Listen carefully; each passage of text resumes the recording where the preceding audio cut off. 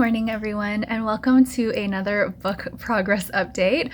This is update number 5. I've had a change of heart in the past week. My writing workshop on Wednesday was very enlightening, especially our conversation towards the end of the class on showing versus telling was very thought-provoking and really made me rethink my piece.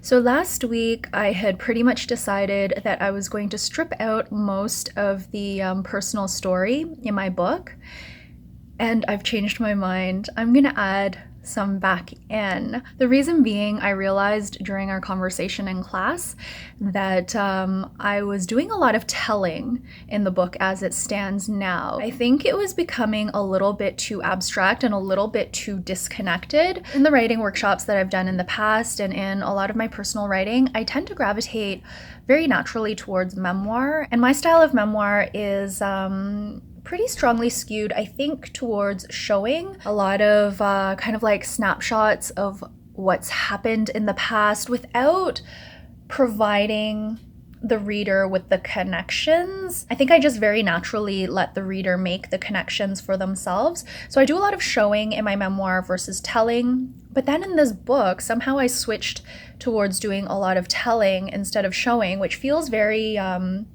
difficult for me. It doesn't come out naturally. The writing doesn't flow naturally. I feel very disconnected with the book, just having a lot of doubts about it.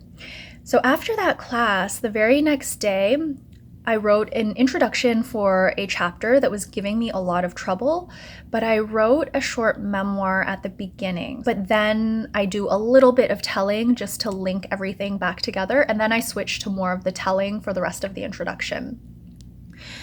So that felt pretty good. I'm still trying to figure out the balance. So that's what I'm trying to land on right now, is that mix of showing and telling that works well for my book. So I feel pretty good about that. It's starting to be fun again to write. For a while, because I was doing so much telling, and that's not really my style, it was difficult. I was really struggling and having a lot of self-doubt. And now I'm feeling a lot better that the writing is flowing more freely.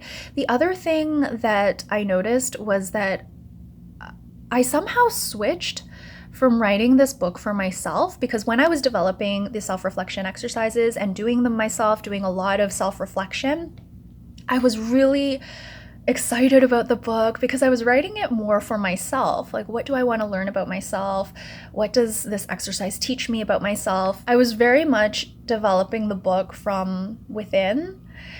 And somehow when I started writing the introductions, I think I might have switched to thinking about the audience too much, to the point that I am starting to censor myself. And I'm trying really hard not to offend people, so my writing is very bland. Thinking about the analogy I used last week about staging a house, and it's really not a good analogy now that I think about it, because I'm not writing this book with the intention to sell books. I'm writing it because I feel like I need to, and I feel like I want to, and it's a book that I want to be proud of, not a book that I just want to make money off of. So that is where I'm at now. I'm not doing a complete 180 where it's going to be all memoir. I'm just adding in a little bit more personal story so the book can be a little bit more relatable. And if my personal story doesn't resonate with the reader, that's okay too. That in and of itself provides the reader with some cues as to, why doesn't this resonate? How is my experience different?